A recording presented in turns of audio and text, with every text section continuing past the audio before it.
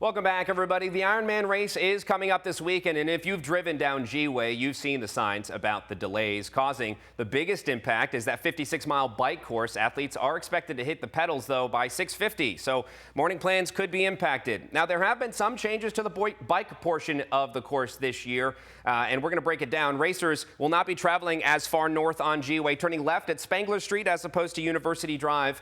From there, it's on to the bypass to Dupertale and meandering to Keene Road via Queensgate from Kennedy. From there, it's the same course around the south side of Kennewick until the ride back, when cyclists will turn on to Belmont Boulevard and then onto Paradise Way, onto Bombing Range Road, and then Van Giesen for the return. Now, here's the Spark Notes. You can expect heavy traffic usage in these areas at these times. We're talking George Washington Way from 6:55 a.m. to about 12:45 p.m., the Queensgate area and State Route 240 to Dupertale from about 7:30 a.m. to 9:30 a.m., Spangler, Stevens, and Van Giesen from 6:50 a.m. to 1:10 p.m., West Richland, we're talking Belmont and Paradise to Bombing Range and then to Van Giesen. You can expect traffic there from 8:06, 8:05 or so a.m. to about 12:35 p.m. A lot of turns there, but we're here to talk about the bike course and the rest of the race. We have coach and athlete Juliet Hochman. Thank you for waking up with us this morning. Oh, it's a pleasure. Thanks for having me. Yeah, and this is your second year here, and so the course has changed a little bit. What do you think about the differences and the changes to this bike course? That's right. Well, it appears you know it better than most of the athletes now with that description.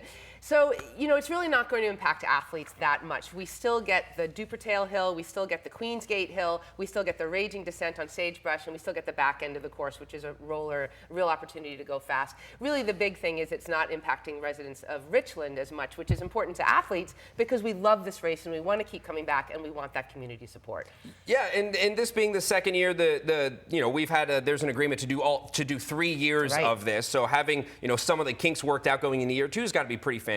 For a lot of folks that are going to be traveling around. Were there any changes to the race, to the run portion or the swim portion of the course this year? No, they're exactly the same, and it's a great course for everybody coming, whether you're a veteran or a beginner.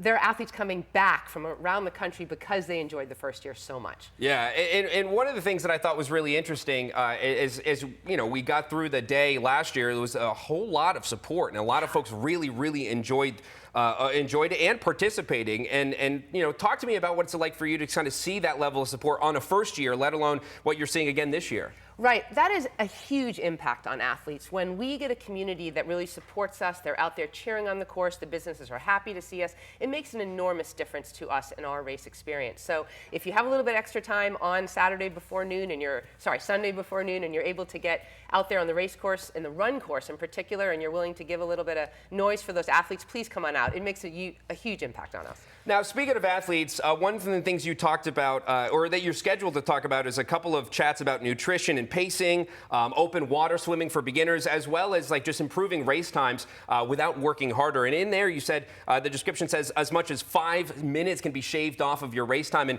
And knowing a little bit about racing, that's a lot of time. Yeah. So at this point, athletes' fitness is all in the bank. So there's very little they can do to be fitter by Sunday. But there's lots of things that you can do just over the course of the race to pick up time.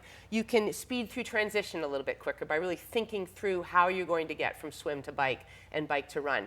You can eat on a schedule on the bike so that you're ready to go for that run when you get off the bike. You can make sure you're doing pacing correctly across the bike. In particular, you're not smashing the hills. You can draft on the swim and on the run. So there's lots of things you can do to shave off minutes so that you have a faster overall time.